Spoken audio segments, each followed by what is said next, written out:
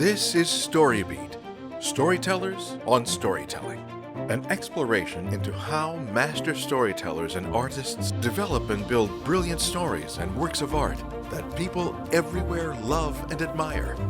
So join us as we discover how talented creators of all kinds find success in the worlds of imagination and entertainment.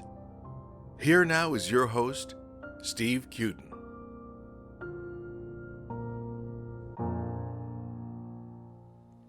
Thanks for joining us on StoryBeat. We're coming to you from the Center for Media Innovation on the campus of Point Park University in the heart of downtown Pittsburgh, Pennsylvania. If you like this podcast, please take a moment to give us a rating or review on whatever app or platform you're listening to. Your support helps us bring more great StoryBeat episodes to you. My guest today, Craig Miller, has had a career in Hollywood that's been all over the pop culture map, working on publicity, licensing, and as a special projects producer for Star Wars, The Empire Strikes Back, The Dark Crystal, The Last Starfighter, The Muppets Take Manhattan, Return to Oz, The Thing, and more. Craig has also written and produced animation ranging from The Smurfs and Curious George to the Real Ghostbusters, G.I. Joe, and Beast Wars, and also live-action shows such as Showtime's The Hunger. He's created and written shows for China, Latin America, Italy, France, Dubai, and Israel. His excellent new book, Star Wars Memories, about his years at Lucasfilm, is now widely available. I've had the pleasure of reading Star Wars Memories and can state without reservation that if you're a fan of Star Wars and you'd like to read some fantastic stories about the early days of Lucasfilm and the grand empire George Lucas built, I highly urge you to get Star Wars Memories. For the record, Craig and I have known one another for more years than either of us will own up to. So for me, it's a truly great pleasure to have my good friend Craig Miller on StoryBeat today. Craig, welcome to the show. Thank you, Steve, and thank you for those kind words about my book. Oh, and I meant every word of it. The book is outstanding, and we'll talk a little bit about it here in a moment. So you have spent much of your career working in and around the worlds of science fiction and fantasy. Where and when did your fascination with all of that begin? All the way back when you were a kid? Oh, yeah, absolutely. I always loved comics and movies and books, and science fiction and fantasy were, my favorite areas. Comics, superheroes are sort of a fantasy science fiction crossover. But it's always been a great love of mine. When you were a kid, what was your... When I was 13, I had the opportunity and pleasure of spending a great deal of time with Ray Bradbury, who told me about the world of organized science fiction fandom and got me involved with that. And Ray and I continued to be friends. Well, we became friends as I got older, right? But we continued to be acquainted throughout years from when I was 13 until he passed away a couple of years ago.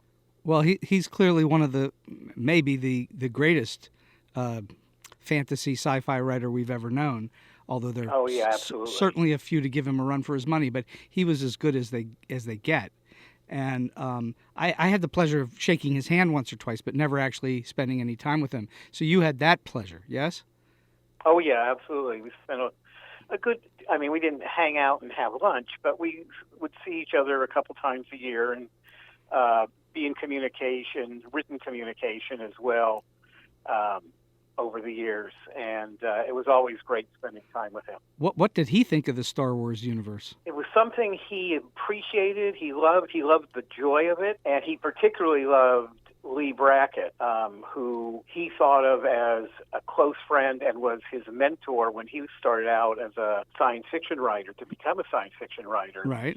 And so he was overjoyed when Lee got involved with it for Empire Strikes Back. So but he did like the movies, and like I say, just the whole joy of that. He isn't so much into the combat type stuff. That was never really the type of material he wrote. That's true. For the listeners, explain who Lee Brackett was. Lee Brackett, starting in the 1930s, was a major writer writer of science fiction, science fantasy stories and mysteries as well. Mm-hmm. And she became a screenwriter based on one of her mystery novels that became very popular. Back then, it was, people thought women couldn't write, adventure and hard-boiled detective and stuff.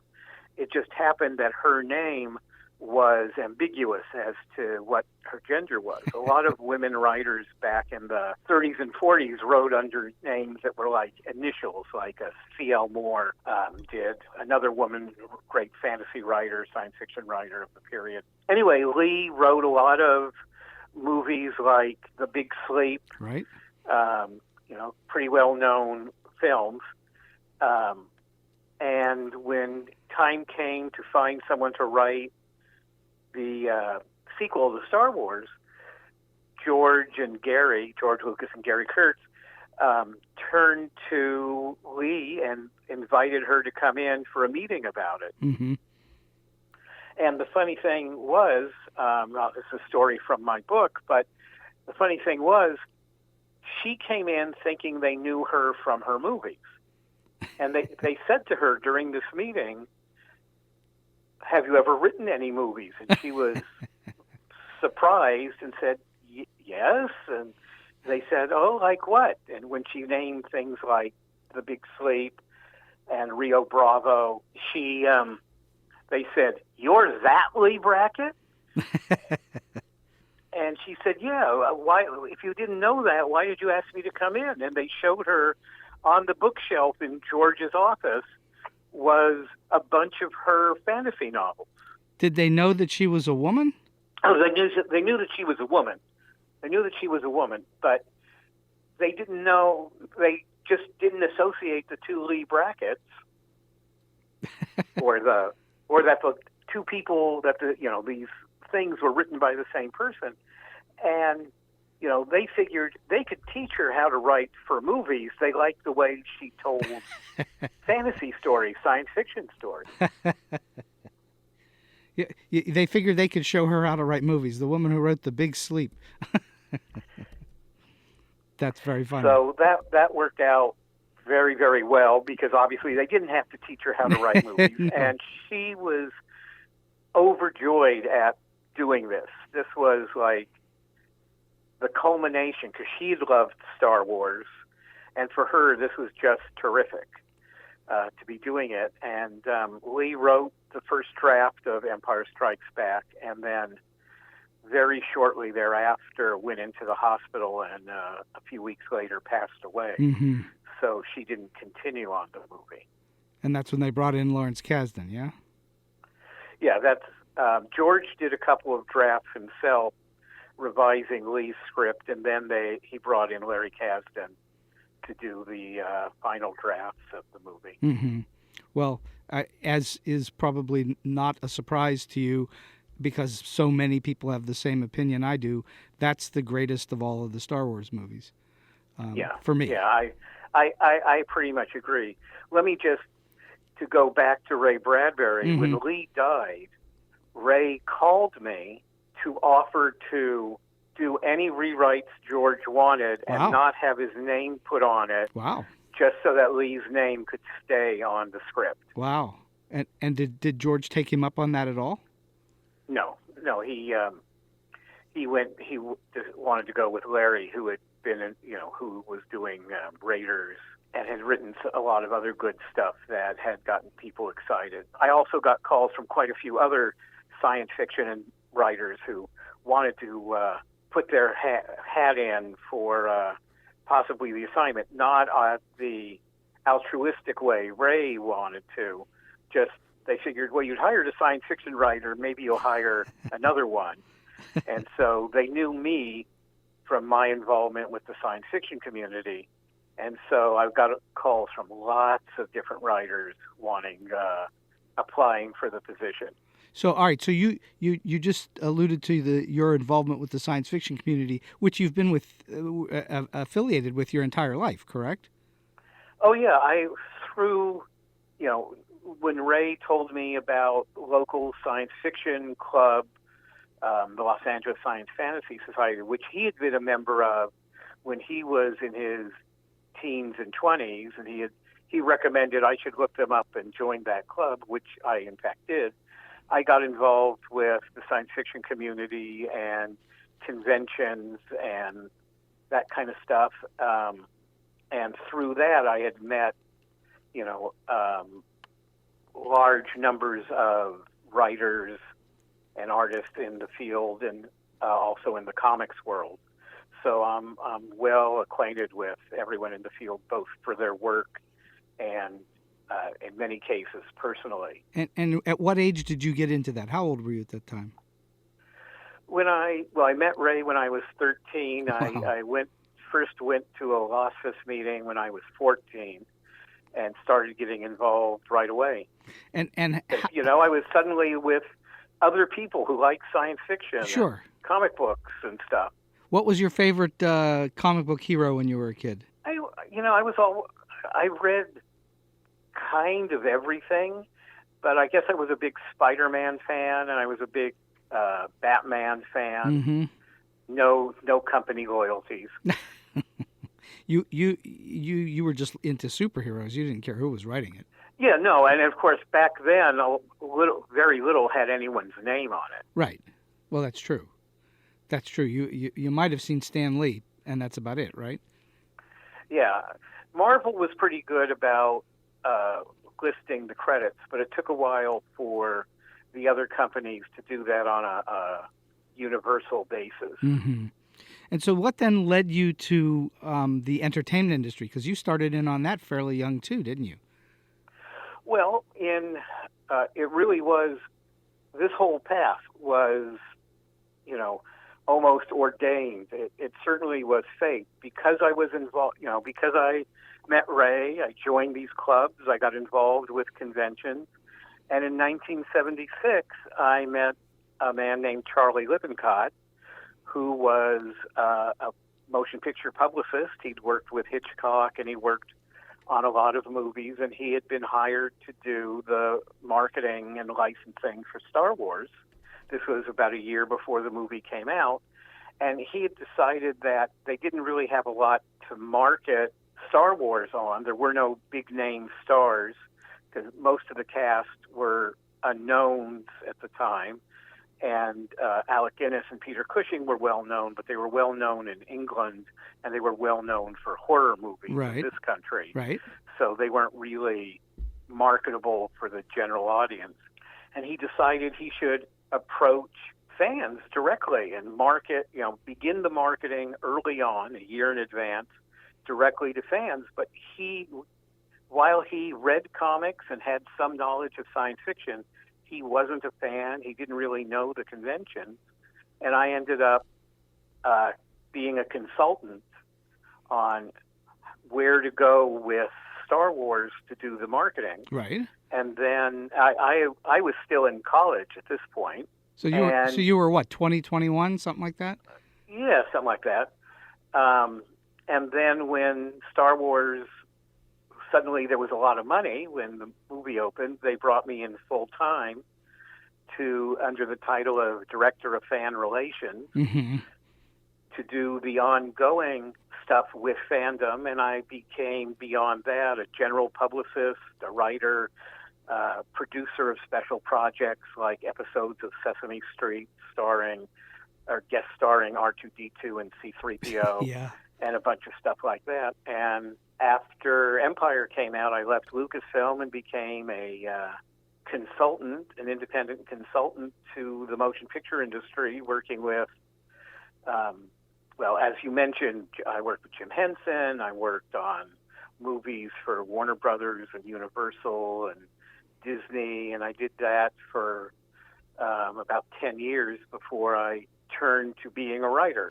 And but you were writing all along. Did you think of yourself as a writer? I thought of myself as someone who wrote, but I was writing, nonfiction. I was writing marketing materials, press releases, and press kits. And part of press kits is you write articles that magazines and newspapers can pick up and run about the movies and stuff like that. But I wasn't really writing.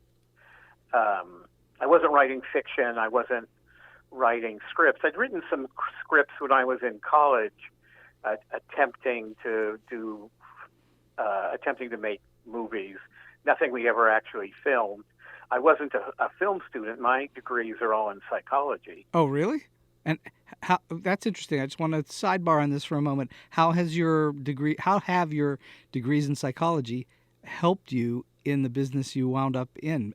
First of all, PR, publicity, and so on, and then writing scripts. Has it helped? Well, I have degrees one of my degrees is in child development, which really helps dealing with some of the people in our industry. Especially the adults. Yeah, particularly the adults. And my other degree is in social psychology, which is, most people think of psychology as clinical psychology, where you're in a room and you're telling someone your problem. Mm-hmm. Social psychology is stuff like survey methods and market research, and does painting the factory green affect how the employees will feel? Would it be better if it was blue? Would it be better? It's that kind of thing. Clinical psychology is how all stimuli affect one person. Social psychology is how a single stimulus will affect a lot of people. Interesting. And marketing really comes out of that area. Mm-hmm. So it gave me a handle on targeting marketing, targeting the way people think and react to things. And I think it's helped direct me. It isn't really a one-to-one correlation of, social psychology and publicity, or social psychology, or even child development for writing television. But they help, help my understanding of the world. It's interesting because I guess I didn't know that part about your life, that you had a degree or degrees in psychology. And so I think you were, when you started working for George Lucas, you were way more qualified than I would have guessed than just being a super fan of sorts. Well, perhaps, it depends on how you think my degrees did what I did. But yeah, I'm sure they helped me. Well, you understood human behavior. Again, in my understanding of how to do things and how to deal with people, and a lot of it was learn as you go. We were making up a lot of stuff as we went along. Sure. Well, yeah, because there was never anything quite like Star Wars before Star Wars, was there? There was never anything like Star Wars. There was never anything like the marketing of Star Wars or the merchandising of Star Wars. All of that was brand new territory. Mm-hmm. At the time, we were talking about, the mid to late 70s, you marketed movies by having TV commercials and getting your stars booked on The Tonight Show, or getting an article in Time magazine or something like that. What's now standard marketing to fans of your film, going directly to the public, had never happened before. Merchandising was a much smaller enterprise. When George asked to have the merchandising rights on Star Wars, Fox was very happy to give it to him because they didn't think it was much of a profit center for them. Smart move. Now, they shared the revenue from it. It wasn't like they gave him 100% of it. Right. But no one had ever asked to even share in it, particularly because it wasn't something you made money on. I'm certain that they had no clue what was coming, and I'm sure that they were very unhappy about it after they realized what did happen. Yes, and I guarantee you, no one else got that deal afterwards. Never again. Yeah. That's all. And maybe Mr. Spielberg on this or that, but I doubt that too. Yeah, not in the same way. Not in the same way. And certainly almost nothing that he's put out ever hit in the merchandise world as big as Star Wars has hit. It's still big. No, yeah, because you don't really merchandise Lincoln or or Amistad. Or Amistad, right? So it's really you get big merchandising off of genre movies. But You could Even merchandise. genre movies don't lend themselves that much to merchandising. There was a bunch of stuff from E.T., but not to the extent of Star Wars, No. and also because there's only one merchandisable character. And Jurassic Park probably did some business. Yeah, what they discovered with Jurassic Park is the merchandising was dinosaur toys. Well, parents and little kids really don't care if their toy dinosaur has the Jurassic Park logo on its ass or on its hip, as the Jurassic Park toys did, or if it was just a different dinosaur toy that might be half the price. So they didn't sell as well as the companies hoped because it's too generic. So Dinosaurs look like dinosaurs. So when you were working for Lucasfilm, you were doing, I guess technical writing is a way to put it, or copywriting for the fans and so on, correct? Yeah, I was doing copywriting is probably the closest term for it. I mean, I was writing press materials, like I described before. One of the things I did was I created the official Star Wars fan club,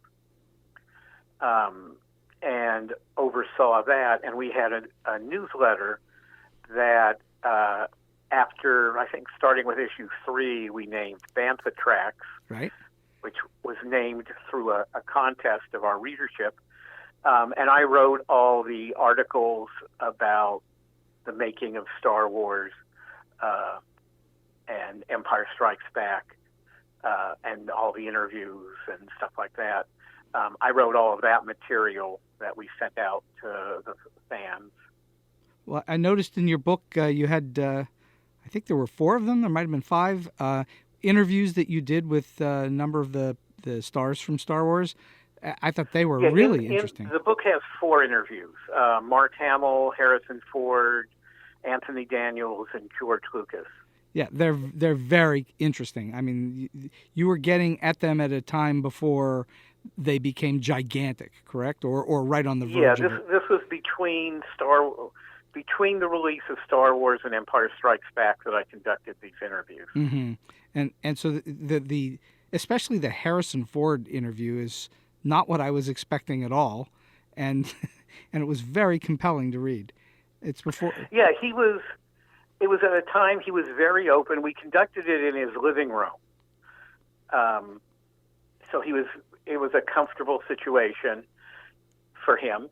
And I was comfortable for me too, but I just meant he could be relaxed. Right. He didn't have to feel anything. And he wasn't as guarded, not that we delved into, any scandalous material, but he wasn't as guarded as he is in more recent years, about his feelings and his background and his personal life and his feelings towards Star Wars and filmmaking and stuff like that. So, yeah, we covered a lot of material that was interesting at the time and in many ways is more interesting now with the passage of time. Yeah, for sure. It didn't have the typical feeling that you get from a big star like a Harrison Ford, that he's just done his 30th interview during a press tour and he's just bored out of his mind. It felt really fresh and interesting and compelling, which is, I assume that's what it was. I mean, he had not done enough of those yet.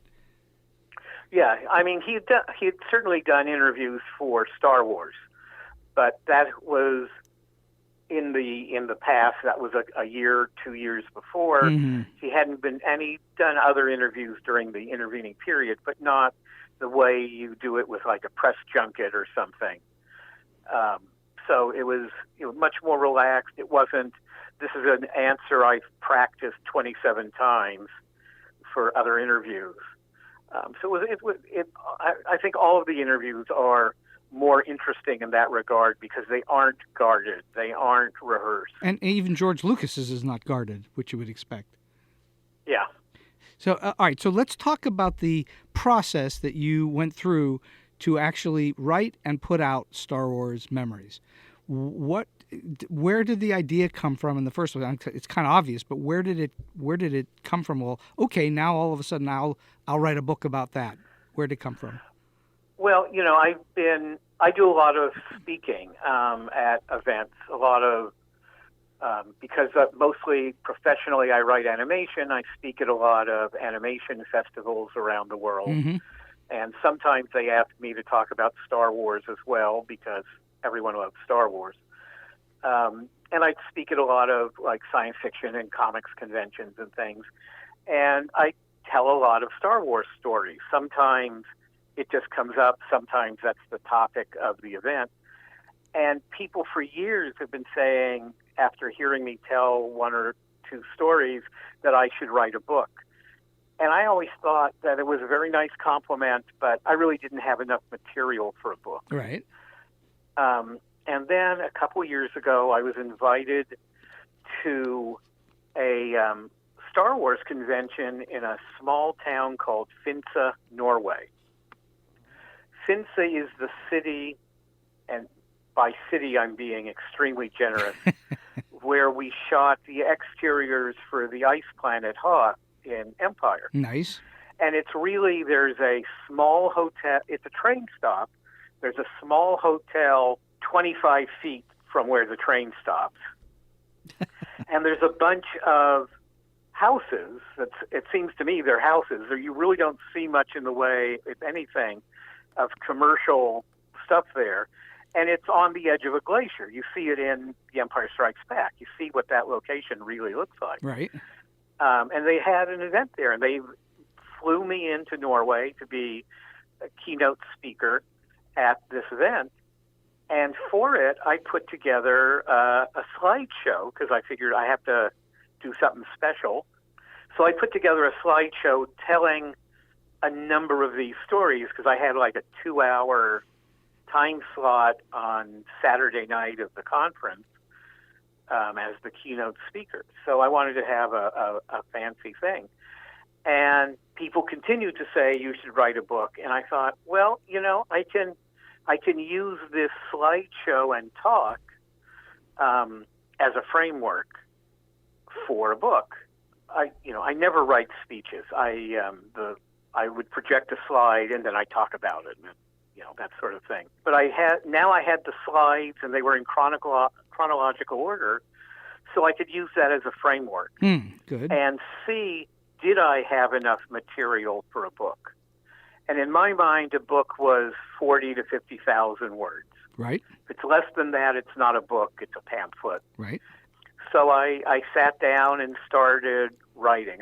I pulled a bunch of stuff I had told on my Facebook page over the years and expanded that and started making a list of topics to cover in the book. And I started writing. And as the book started to grow, I realized I did have enough. I was going to make 50,000 words. And then I met with a couple of friends. I had lunches with a couple of friends who I knew at that period. One of them was Mark Marshall, who I talk about in the book, right, who worked as my assistant part-time at Lucasfilm. And he just helped me remember some incidents, some things I had completely forgotten about. And it's like once he mentioned them, it was, oh, yeah, I remember that now. And the details came back. And I just kept writing. And when I was done, I had over 100,000 words. And it's like, okay, this really is a book. And it went from there. Did you need to get any kind of clearances, whether they were for the rights to the interviews or pictures? Or what kind of clearances did you need? Any? No, I cite copyright on all the photos that I make use of. A lot of the photos in the book are taken by fans at different events, that sort of thing. And I, just sort of went forward with it, and we'll see what happens. I don't think anyone's going to have a problem with it. All of the photographs are actually out on. There isn't a photograph I used except for some of my personal They're all out on the internet on a dozen different sites. Right. Right. So in other words, clearance. You weren't looking for that sort of thing. It wasn't required. Even the interviews. I guess you just had you did the interviews, so they were your interview, right? Right. I did the interviews. I had the tapes from it, and I had them transcribed, then included the material. And how, from inception to the book being published, all told, was around 2 years? Yeah, I guess it took about 2 years total to do. When you're writing, you don't realize how long the physical, mechanical part of getting it published will take. Oh, no kidding. Yes, you've got books out, so you know. I do. You hope that it comes out of the computer, and now tomorrow there'll be a book. But well, it's maybe, not quite like that. Maybe someday, but not today. And I think I think it's as happily electronic we are in the world today. I think it probably was even longer in the old days, especially when they had to do linotyping or whatever they were doing. But right, and well, when you had to set type. Set type, yeah. That probably, and of course back then making 10,000 copies was a huge deal because you were going to lose that typeset after you finished doing that run. So then setting it was another big deal again. Now it's all electronic. Is your I assume your book is not is it Kindleized? Do you have it that way too? Yes, it's available in a large format paperback. It's 7 by 10 inches, mostly so that the photos are clearer. It's not a photo book. There are a good number of photos in it, but it wasn't designed to be super high quality paper and great reproduction. But the photos are clear, and because the book is slightly larger, they're not kind of squeezed. But it surprises me how big the book is. It's 7 by 10 inches, and it's still 400 and some pages. Yeah, there's a lot of stuff in there. It's not a short book. No, it's not a short book, but it's broken up into fairly short chapters. Yes. I call it an anecdotal memoir because, it's a memoir in that it's my story and my remembrances, but they're broken down more or less in chronological order into incidents and stories. Some of the things take place over months, and some of them take place in an hour, but they're in bite-sized pieces. Yes, the book is absolutely consumable that way in little bite-sized pieces. It's not like you have to read voluminously to get through one little section of it. It's in bite-sized pieces. What would you say was the biggest challenge of putting the book together? Oh, boy. Other than the mechanical part, which was a much bigger deal than I'd expected, and thankfully I had a friend who could help me with that, who's had experience with several books of his own. The biggest part is, just remembering everything, remembering the details, and trying to write it in a way that would be entertaining. Well, I think that you definitely achieved the entertaining part. It's very entertaining to read. Well, thank you. So, all right, let's get on to a whole other thing of your career, which is animation, which that's where we met doing animation a long time ago. In all the series you've worked on, do you have a particular favorite show or character that you like to write? Well, they're different shows for different reasons. I have one favorite is a show called Pocket Dragon Adventure. Oh, I know that show. I wrote 3 episodes of it. That's right. It's a show that I and my writing partner of the time, Marv Wolfman, created, sold, produced, and supervised 104 episodes. Oh, is that all? And it's played all over the world. You wrote 3 episodes. Yeah. We employed, I think, like 30 writers overall. I wrote about 20, 25 episodes. Marv wrote about the same, and then we hired a lot of other talented writers to write other episodes. Right. And so that has a special importance and emotional tug for me. Among other things, it's the first show I ever sold. and it was such a big success for us. And there are other characters I've enjoyed writing. I wrote a bunch of episodes of Curious George, and those were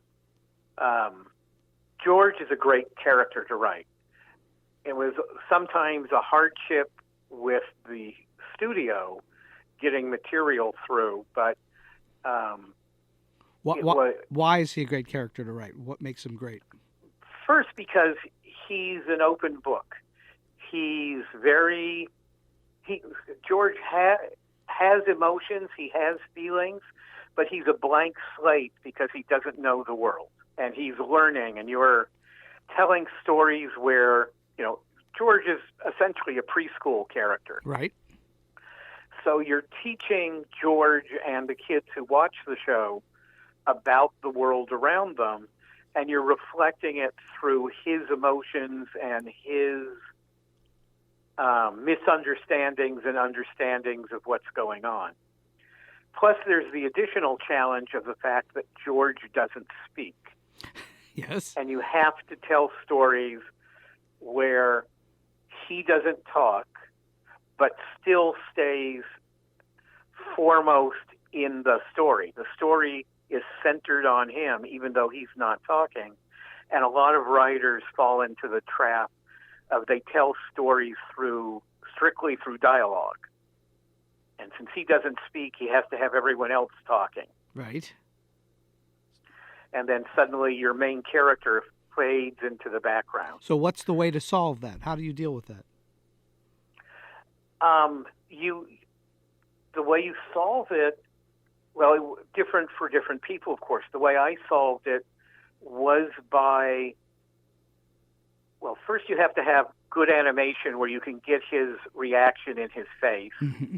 And we had the benefit of Frank Welker as his voice, who could get emotion and meaning through some of the, how do I describe it? The sort of guttural sounds George can make as a monkey. And you just have to tell the story by showing it. You have to really go to that adage of show, don't tell, that we get beaten into as writers. Yes. But everyone falls back to doing it through dialogue. Because that's easy. Yes, it's easy. And it's not bad to do it that way, but it's a crutch. And it doesn't make sense for a character that doesn't speak. Yeah, and that was when they were doing the Curious George movie, the first Curious George movie, which was supposed to debut before the TV show. And of course, they could only hire writers with feature experience to work on it. They went through, there must have been 20 different writers doing scripts for it. And one of the big problems was George would always disappear as a character because they were always centering on the adult characters who could carry on a conversation. Yes. And it ended up with our TV show debuted first because they couldn't wait any longer to put the show on the air. They had to go forward. And eventually the movie came out and did, so-so business. And, the TV show has been very successful. It's won several Emmys for the best children's show. It's still going on. I worked on the first 3 years of it. I haven't worked on it since. Mm-hmm. But it's still going on, still being made, and is still popular because George is just a fun character for adults and kids to see go through the world. I did an episode about, playing miniature golf, and it was really an episode about numbers and how numbers aren't intrinsically of value. That is, a high number isn't a good thing versus a low number if you're playing or if you're playing golf. Right. If you're playing golf, you want a low number. Correct. If you're playing basketball, you want a high number. And if it's an address, it doesn't mean anything at all except it's over there and not, one house to the right. And so we sort of teach George this in the story, but we do it not by we do it by showing he's playing. He's seeing kids play basketball, and he sees that a big number is good, and then he and his two friends go play miniature golf, and it's a world where no one questions a monkey doing anything. They go to a miniature golf course and play miniature golf, and he thinks, oh, I can get a big score by just missing the hole all the time. And then he finds out from his friends that, no, he wanted a low score. And so the kids are learning sort of via osmosis that the number is not in it of itself meaningful. It's meaningful in relation to other things. Mm-hmm. But we tell the story by, most of the story is about the fun of playing miniature golf, and they build their own miniature golf course and do weird things with how to build a miniature golf course out of broken things and that kind of stuff. And we're just introducing kids to a world through the eyes of a monkey. All right, so when you are working on a show and either you've created the show or you're working on a show that exists and you're creating a new character, what is the process that you typically go through to develop and create a new character? Well, I do a lot of that. I do a lot of development for companies. Mm-hmm. Where they'll either come to me with an existing property, like a book or a comic book, or sometimes they come to me with an idea or a toy, and it's, let's create a show about that. And so you have to, particularly in the latter cases, come up with all the characters and their personalities. And in that case, what I do is I start with the main character and think about what does he care about. I used to teach writing at the Art Institute of California, and one of the things I would tell my students is, when we say a character description, we don't mean he was tall or she was pretty,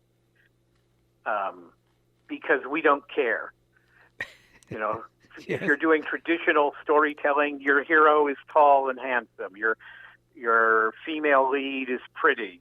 All that is kind of a given, and it really doesn't matter. And it certainly doesn't matter if he's 6 foot tall or 6'1". That kind of detail of physical appearance is meaningless. What's important when we say a character description, we mean, who is the character? What does he care about? What does he think about? What does he want? What does he not want to happen? What does he like? What does he not like? What makes him different from every other guy doing that same sort of thing? And the only time we ever get into physical description is when there's something about his physical description that's not what you'd expect. He's a typical guy on the New York police force, but he has wings. Having wings is important. If you're talking about Indiana Jones, that he's tall and good looking is fine. But we really don't care if he's 6'1" or 6'2". Right. If he has brown hair or red hair, that means nothing. If he were shorter than you would expect, if he was 5'5", that would be important because other characters would react to him differently. Mm-hmm. When he goes up against the Nazis in one of the movies, they would look at this short guy and, thinking themselves as the master race, think he was no difficulty, no problem. They could easily deal with him, and then he would surprise them by overcoming them. If he was enormously tall, if he was enormously fat, something like that is important because that would make the character act differently and have other characters act differently around him. But beyond those kinds of different than you would expect, the physical is meaningless. It's all the interpersonal and interior meaning of, being of the character. That's where we start from. The physical, That Indiana Jones was afraid of snakes, that sort of thing. Right. The physical is just a small piece of the equation. We teach, developing the 3 dimensions of character here, looking at Leo Segri's great book, The Art of Dramatic Writing. I don't know if you're familiar with that book or not, but the development of the 3 dimensions of character, physiology, sociology, psychology, which are the 3 legs of human character, and that's what you're talking about. Essentially, it's not about how does the character look, though it's helpful to know that, but that's not the key. The key is how do they act. Yeah, absolutely. How do they react to things? Where's their thinking come from? Yeah, that's the important thing. When you're developing storylines, where do those typically come from? Where do you find your stories? That's a very difficult question. In some ways, it's magical. In some ways, it's some of it's you look to the character or all of the characters in the material you're writing, whether it's a novel or a TV show, and what about them suggests a story. And other times it's just you hear about an event or a discovery, be it scientific or archaeological or whatever, and it just sparks an idea. Oh, our character could be doing something, and he's building a swimming pool, and he finds this, or it's sort of I don't really like the term the inciting incident, but it really that. Is there a thing that sparks where not could you tell a story about this, but could our characters be interested in this, and how would they react to it? Mm-hmm. Okay, and so for you, when you're thinking about story, what for you? This is a question I ask a lot of guests that is not necessarily an easy question at all. What for you makes a good story good? Okay, what makes a good story good is, first, is it a story that would be fun for me to tell and for other people to hear, read, watch, whatever way it's going to be consumed? Would it be an enjoyable story for everyone? And will our character get something out of it? Mm-hmm. It's got to be a story that doesn't just happen to the character. It's got to be something that he reacts to in some way. Right. It doesn't, have to change him for life. It just has to be something that would have meaning to the characters as we've created them. Right. Right. Okay, so you've obviously worked for lots of different editors and producers over time, and you've also been an editor and producer. If you were starting out in the business today, how would you approach working with a story editor that you might not have when you first started? Well, first, I think it is helpful if you can get to know them on a personal level. Mm-hmm. I don't mean become best friends, but have a good relationship with them. I think that's always important in terms of being able to convey and to discuss what's working and what's not working. I hate it when I go into a project and all I hear from people is no. I don't want to hear no at all, but if they're going to say no, I want to find out why. Sure, of course. So that I can make it better, so I can know what not to do the next time. So when I'm story editor, I try to explain to people why, if I turn something down, why it doesn't work. And I think if you can have a relationship with people, even just, casually social, that you can get those kinds of answers, then I think that's a big benefit. Is there something that you recommend in terms of pitching stories or getting stories that would be helpful? I think you should make it seem like the story is fun. Mm-hmm. whether it's a dramatic story or a comedic story, it should seem like it's a fun adventure. I don't mean laugh a minute, but it would be enjoyable to have the story told. And you need to either write it or tell it in a way that gets that across. Right. It's not just entertaining, though that's part of it. It should drag you in and keep you compelled to want to watch more, yeah? Absolutely. Storytelling is always, what's key to storytelling is always being at a point where the audience wants to know what's going to happen next. That's what we They call... have to care about the main character succeeding. Mm-hmm. They have to care about finding out how they're going to solve this mystery, achieve what they want to achieve. If we don't care whether they do it or not, they're not going to continue reading or watching. You alluded a moment ago to keeping them wanting to see more. That's, obviously what we call suspense, and even the finest comedies are filled with suspense. What's going to happen next? Absolutely. Yeah. Absolutely. Yeah. When I was teaching, we'd have an entire lecture and homework thing based on doing an opening scene that leaves the audience wanting to know what's going to happen next. Well, that's good. How do you tell a scene? How do you tell it in a way that they want to know what's going to happen next? Well, you're hooking them. Yeah, absolutely. And it's not just for the opening, although it's key there. You need to be doing that throughout the story. Right. I use Raiders of the Lost Ark a lot as an example because I think it's an extremely well done storytelling. Yeah. Every time they cut away, it's leaving that situation where we want to know what they're going to do. How are they going to get from where they are to where they need to be? Yeah. How are they going to get out of the problem? How are they going to solve the mystery?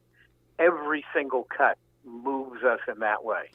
If I remember correctly, one of the things that George Lucas sold Spielberg on to do it is that it was sort of a modern, or not, I mean, it's old-fashioned, of course, in the way that they told it, but a more modern look at the way The Perils of Pauline was, where it was always cliffhangers. Right. It's old movie serials. And then put together as a whole feature, and that's what it is. Right, exactly. It's cliffhangers. But it's exactly that. It's a modern movie serial. Yeah, and it does it keeps you glued to the screen, and you don't want to leave, no matter what. Right. And when you do that, you're going to have a thing called money roll in. Eventually, the Big Bang Theory mentioned this, but it's something that a number of us have been talking about for many years, which is, in one way, as great of storytelling as it is, it violates a key part of the storytelling concept. If Indiana Jones wasn't in the movie, it would change nothing. That's interesting.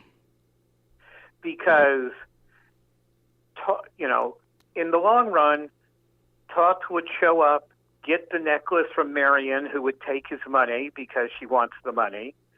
They dig in the right place. They dig up the Ark of the Covenant, the Nazis.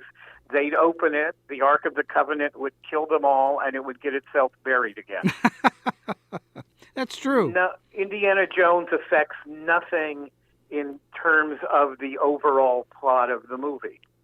But the movie happens so fast and carries us through so expertly, we never notice that he doesn't really affect the outcome. And that's true. And he is such a wonderfully interesting and fun character to watch that you can't help but watch. Yeah, absolutely. And they do things. Again, another example I use from the movie is storytelling comes from character. It's not about plot. It's about there's a character and he reacts this way, and that causes this reaction, and that causes him to react that way. Mm-hmm. In the near the climax of Raiders, the bad guy, the bad archaeologist, whose name I'm blanking on at the moment. Me too. is leading the Nazis and the Ark and Marion up to the location where they're going to open the Ark. And Indiana Jones comes up over the hill with a bazooka and says, "Give me the girl or I'll blow up the Ark." And the Nazis are all panicking and they don't know what to do. And the bad guy archaeologist, who is the exact opposite side of the coin from Indy, comes over and says to Indy, reminding Indy and reminding the audience at the same time, your whole life is about archaeology and history. And he points at the Ark and says, "This is history. But do what you want, blow up the Ark." I mean, he says that's not the words he uses, but that's essentially what he says. Right. And he knows that Indy is all about history, and he could never really blow up the Ark, and so Indy surrenders. But if you put any Arnold Schwarzenegger character from any Arnold Schwarzenegger movie at the top of that hill, he would have said, in some witty way, "Like hell I can't," and he'd have blown up the Ark and come down and rescued Marion.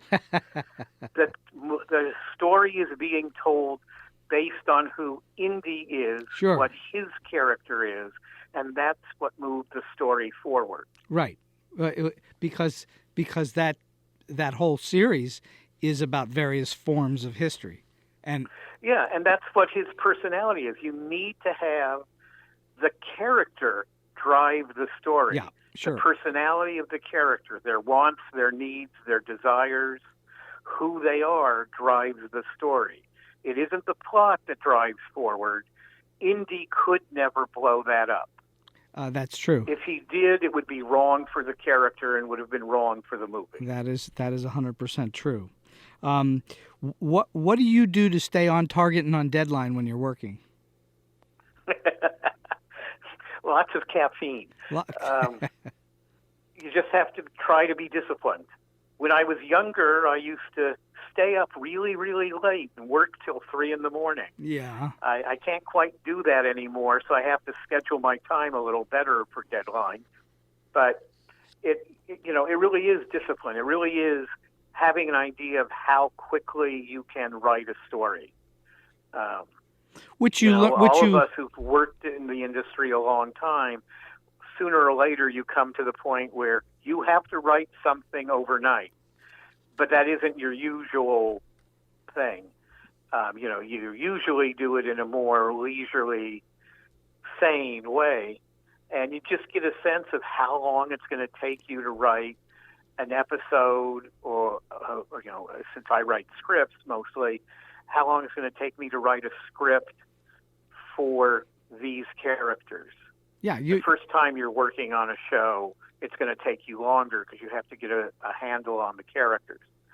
After a while, if you've written several episodes, you've got a better sense of who they are, mm-hmm. and you can do it more quickly. But it's discipline. It's practice and discipline. Well, certainly, I think there's nothing that focuses the mind better than a good hard deadline. And yeah, I agree. You have to have that deadline. Mm-hmm. It's also true exactly what you're saying, which is after you've written for a while, you know for yourself how long it's going to take you to do things, and so then you start to work your schedule out accordingly, and you have to work that schedule. You have right. to have that schedule and be true to it. Exactly, 100% true. There's nobody there that's going to stand over you, staring at you. You have to do it yourself. There's no doubt. It's a self-disciplined business. Yeah, absolutely. And it's more fun to go to the movie, but I got to get this script done. So we've been chatting for a little over an hour, and we're going to wind ourselves down here. And I'm just wondering, in all of your many experiences, or even a story that you might have from the book or not, you've met lots of people in the business. Do you have an oddball, quirky, weird, offbeat, or maybe just plain funny story that you can share? Well, I'm not sure what this qualifies as, but and it's not from the book. It's from a little later in my life. Yeah. It's when I was working with Jim Henson. Right. I worked with Jim for 3 years on Dark Crystal and Muppets Take Manhattan. Right. And people ask me all the time if Jim was really as nice a guy as people say he is. And he absolutely was. He's the nicest guy I have ever worked with. And the story I always tell to show that is we were working on Muppets Take Manhattan. And at the time, the woman who is now my wife and was then my girlfriend, she lived in New York. She came to meet me for lunch at the studio where we were shooting Muppets Take Manhattan. And she got there just as we broke for lunch, and she was standing at the edge of the stage. And I went over to tell her that I had to do this or that, and it would be a couple minutes. And Jim came walking over to say hello. Now, Jim is the producer, the co-director, star as, Kermit and other characters. So intensely busy. Yes. And he had met Jenny during the Dark Crystal. So he knew she wasn't an important reporter or something that he needed to come over and schmooze with. He knew it was my girlfriend. Right. So,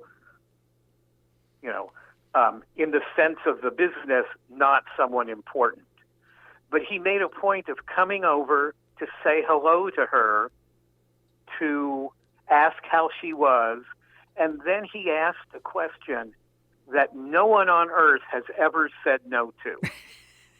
He said to her, "Would you like your picture taken with the Muppets?"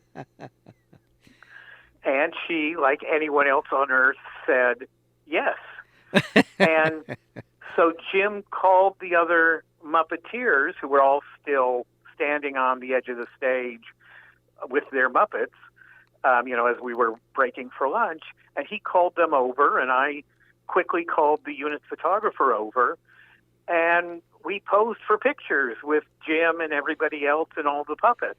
How cool is that? And that was just Jim being nice. He had no reason to even come over and say hello, other than that he was nice. He certainly had other stuff he needed to be doing.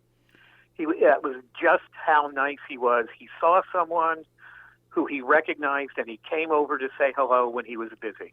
I'm willing to bet, and you can correct me if I'm wrong, that through all of his life with the Muppets, that he probably never actually got over the fact how many people just loved those characters. It was always I'm sure you're correct. We never talked about that specific point, but I'm sure you're correct. He was a truly nice guy. He truly cared about people.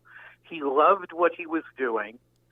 It was a business, and he was quite successcul at it. Mm-hmm. Eventually, when he started out, they struggled for a long time. But yeah, I'm sure it was just incredibly joyous for him that how well loved the Muppets were. Oh, it had to have been. It had to have been a great source of happiness for him while he was doing it. And I'm sure he loved seeing the looks on people's faces when he would ask that question. Would you like your picture taken with the Muppets? You're right. Nobody'd ever say no to that. No one.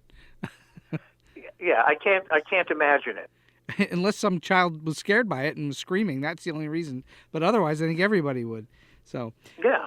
Do you have a solid piece of advice or a tip that you can lend to those that are maybe starting to break into the industry, or maybe they're in a little bit and looking to get to the next place?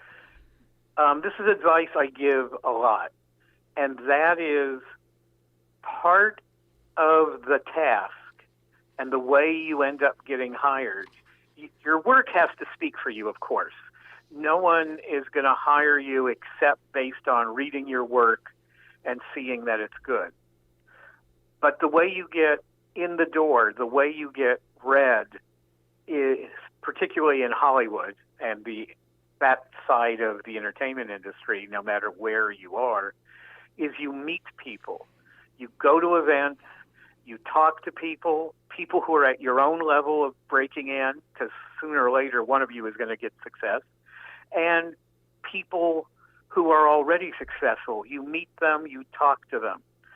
You get hired, you get read and eventually hired by people who are willing to read your stuff. And no one has time to read all of the things being offered to you to read that come, by mail or over the transom or whatever. Everyone wants to be in the business, and everyone's busy, working on their own project. Right, of course. So you end up looking, you first work with people who you've worked with before because you know they can deliver. And then when you're looking at new people, you look at people you've met who seem like decent people, who seem like they'd be easy and good to work with. You don't have to become best friends. You just have to be someone who who is around or you're in contact with, and you seem like a reasonable person, because no one wants to deal with a pain in the butt who's going to argue with you when you say, we need to change this. Yes. And because your artistic integrity says, this guy has to scream all the time, and our characters, on our show says, no, we don't do that. The show has to win out. Right. So we have to know you're going to be easy to work with. The last show I ran was I did a TV show about a boy detective, and I ended up hiring 3 people who had never sold anything before over the run of the show, because they were people I knew and I decided I could give a chance to. It's a level of your being comfortable with one another, and so that comfort has to come from a social setting of some kind. Yeah, that's where it's going to start with. Sometimes it comes because an agent has said, "Hey, this is my client who's really good. Right. I think you'd like it." Sure. And that certainly works too. But if you don't have an agent who's well connected, you can get in frequently by meeting people. I guess what I'm alluding to is even in a business setting.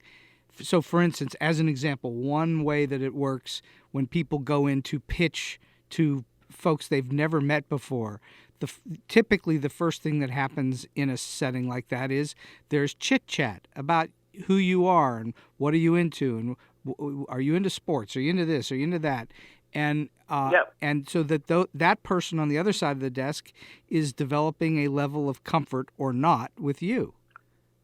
Right. I always look around their office and see if there's anything I can connect to them on. Sure, of course. Oh, you worked on that show. I wrote an episode of that show. Right. Or, oh, you're into this. I have a collection of those. You don't lie about it, but you just see if there's something you can connect on in that introductory 5 or 10 minutes where you're getting to know each other. Absolutely. Solid, sound, wonderful advice. Craig, this has been a fantastic hour plus here on StoryBeat, and I want to thank you so much for spending a little time with me. It's been just lots of fun and very, very informative, so I'm grateful for your time. Well, thank you for having me, Steve. I enjoyed talking to you. And so we've come to the end of today's StoryBeat. If you like this podcast, please take a moment to give us a comment, rating, or review on whatever app or platform you're listening to. Your support helps us bring more great episodes to you. This podcast would not have been possible without the generous support of the Center for Media Innovation on the campus of Point Park University. Until next time, I'm Steve Cuden, and may all your stories be unforgettable.